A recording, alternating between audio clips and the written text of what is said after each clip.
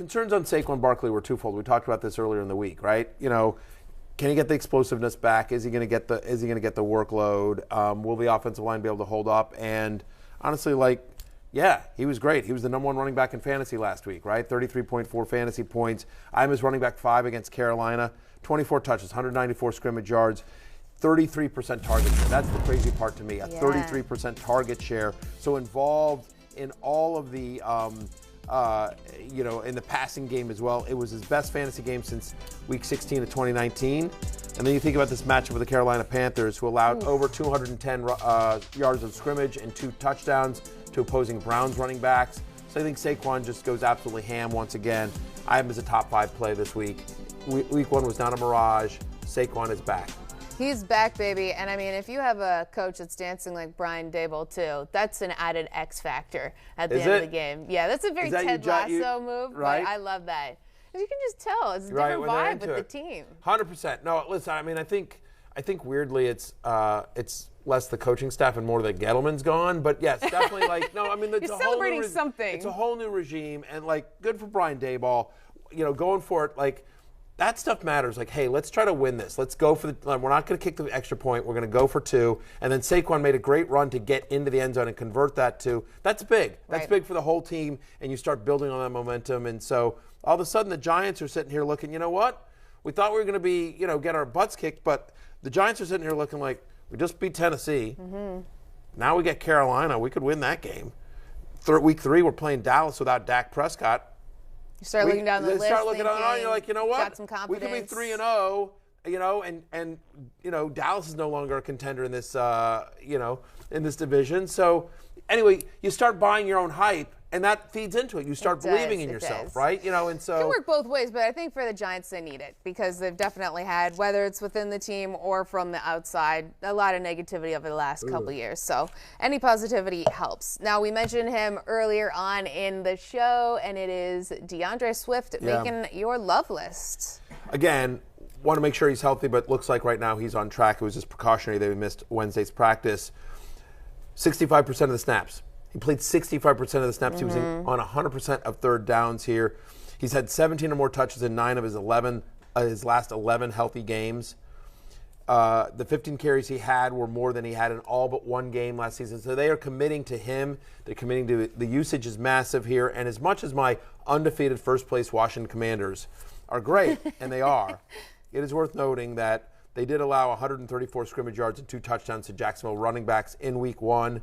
And honestly, Travis Etienne should have scored a touchdown. He dropped one. You know what I mean? So it's tough. It could have been an even bigger number for the running backs against Washington. So I do think DeAndre Swift, who I have as running back 6 this week, has a big game in a losing effort to my undefeated first-place Washington Commanders. I do think the Commanders are very interesting. I don't understand how they're 2.5-point dogs. I don't understand how they're 2.5-point dogs. I bet that game as soon as I heard that line.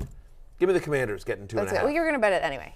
I don't often bet on the Commanders because my heart. I don't put my heart in my money. I hear you. I'm from Toronto. I definitely don't bet on anything coming out of there, unless it's basketball for the most part. Okay, let's move on to, you also mentioned him before, and I'm so glad I listened to you and Jay talking about him, but A.J. Dillon. Picked him up because you guys were hyped on him, and it paid off.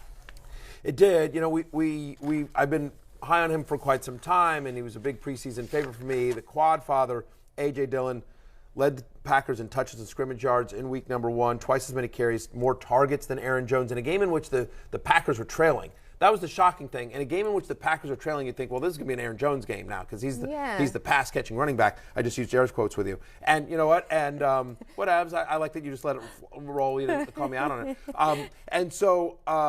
And yet it was still A.J. Dillon. I think Aaron Jones is going to get more involved. Definitely. 100%. I'm not worried about Aaron Jones. Don't panic yet on Aaron Jones. But A.J. Dillon's for real. Again, and we think they're 10-point favorites at home. They're going to be up. They're going to be up big. Bears allowed 176 rushing yards in week 1 in that monsoon. They're going to be rearing to go, you got to think. Yeah, and by the way, Aaron Rodgers sitting there, what are my choices? Can you throw to Christian Watson and let him drop something again, or I can hand off to A.J. Dillon and just beat these guys up? I think they're up big in the second half, obviously. Big week coming for A.J. Dillon. I have him as a top 20 play this week. Okay, so I got to ask you, I saw RG3 tweeted that Green Bay needs to lean all the way into the run game. Do you agree that maybe you just go fully for the run game? And yeah, sure, maybe if you do have a Watson open or you see a Watkins open, you decided to go for him, or you just stick with Old Faithful. Okay, so I love Robert Griffin III. Yes, I mean, there's a little bit of history there, too. I'm a Commanders fan. RG3 is one of my favorite players of all time. Like, his rookie year, magical. I know him a little bit. You know, we were colleagues at ESPN, so I've met him a few times and talked to him. He sent me a very nice tweet publicly, you know, but he sent both a private note and a very nice tweet when I left ESPN, you know, like, so I love RG3. And who am I to question RG3 talking about quarterbacks, right? I mean, this is a Heisman Trophy winner. All that said, I think that's crazy. I think that's crazy talk, because I understand his point, which is that, listen, that's going to be a strong suit for the Packers, especially now that we expect them to get their, you know, Bakhtiari. We expect him to play this week. We expect Jenkins back, so we think their offensive line will be healthier this week, and so wanted to lean on that run game. I get that, but I'm not taking the ball out of 12's hands. Mm-hmm. I mean, it's Aaron freaking Rodgers. Great. Like, I get it. He doesn't have Devontae Adams, but he's made chicken out of chicken blank before. I think he will do it again. Get him a healthy, you know, get him Alan Lazard. Romeo Doubs was a bit banged up last week as well. I know he played, but he missed some practice time. Aaron Rodgers is going to be just fine. Right. And we know that they talked about it. Matt LaFleur said, you know, it's going to take some time, too, for the communication to work out and the younger guys. And he kind of has to be, Rodgers, more of like a coach and a quarterback as well. As, you know, you got to take the young guns underneath your shoulder or whatever they... I'm kind of like the wide receiver and you're Aaron Rodgers. Yeah, is that what you were just doing? Under your shoulder. Were you just taking a young gun under your Yeah, because I don't know how to do it, right? Because usually someone is helping me, so right. I wouldn't know how that goes. I don't know what that was. I don't know what that was. It was chicken wing, super awkward. I feel like but that's my game. Yeah, that is your game. Yeah, I feel like awkward. I could see you like when you were playing hockey and you're body checking these dudes that you just like. I'm kind of like a Michael Scott. I just never really. Do they treat you when you're on here's a question. I'm sure that your hockey teammates, you're just one of the dudes. That I know.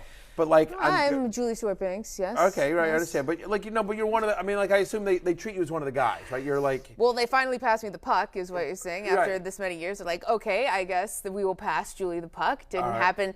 It didn't happen that way when I was younger. I'd be wide open, just tapping my stick, and everyone would look at me and then look like for someone else open.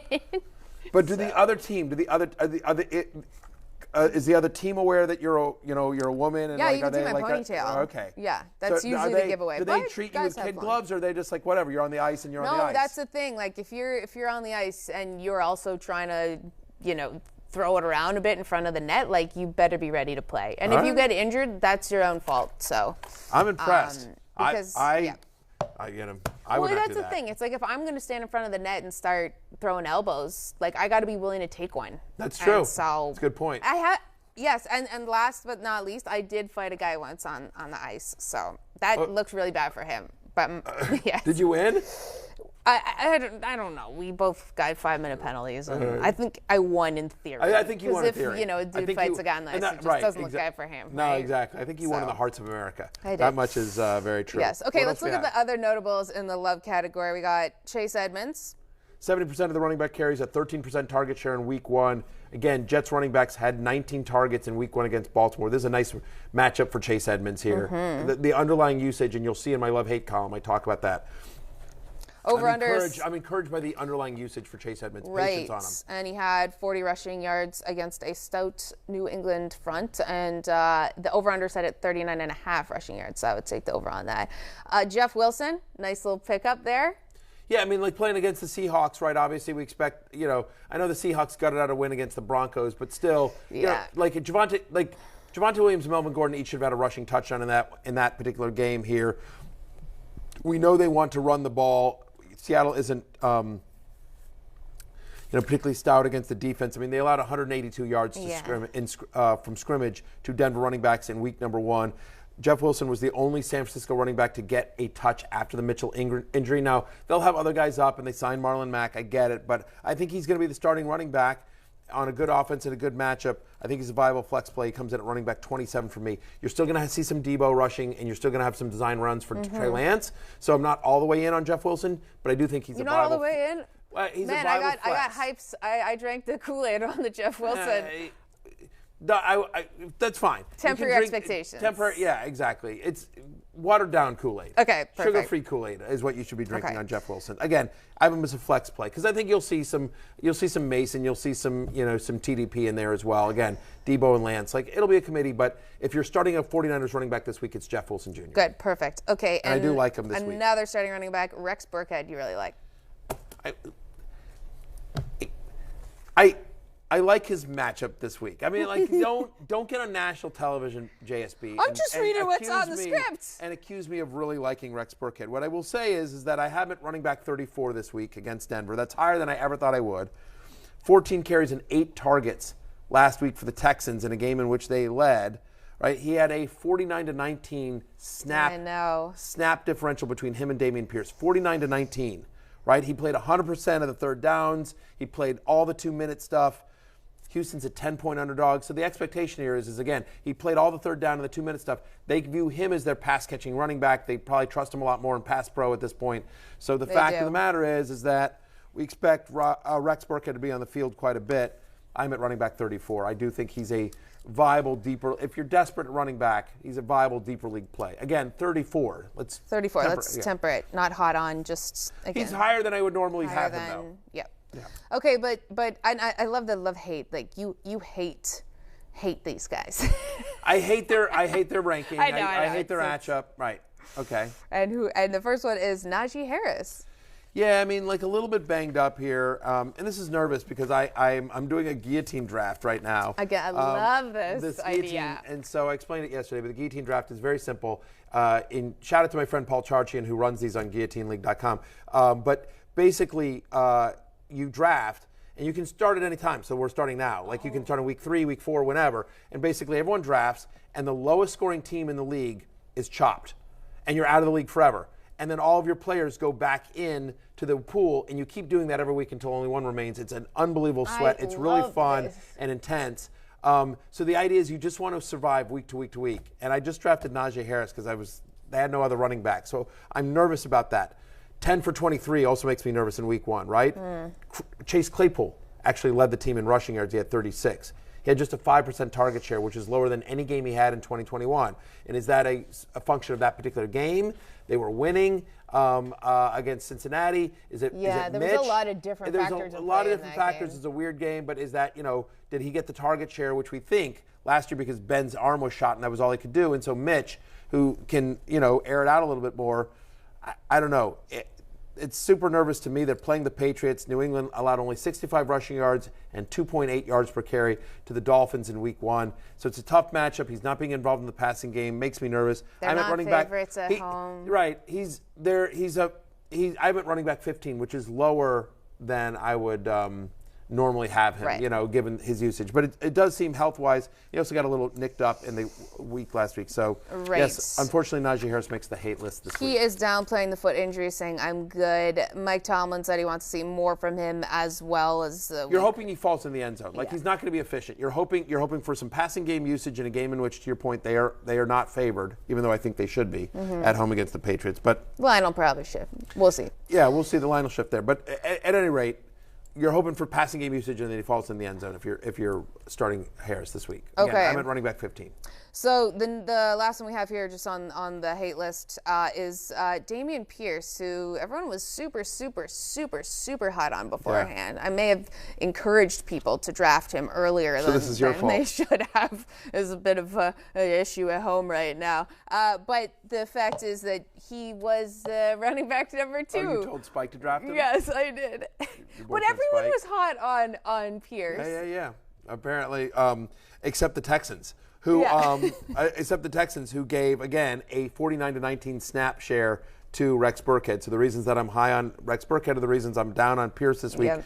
0 targets on 5 routes, only around 5 routes. Again, we talked about this. Texans a 10-point underdog to the Broncos. So we expect them to be down and throwing a lot. They don't seem to trust Pierce in pass pro. He played just 28% of the snaps last week.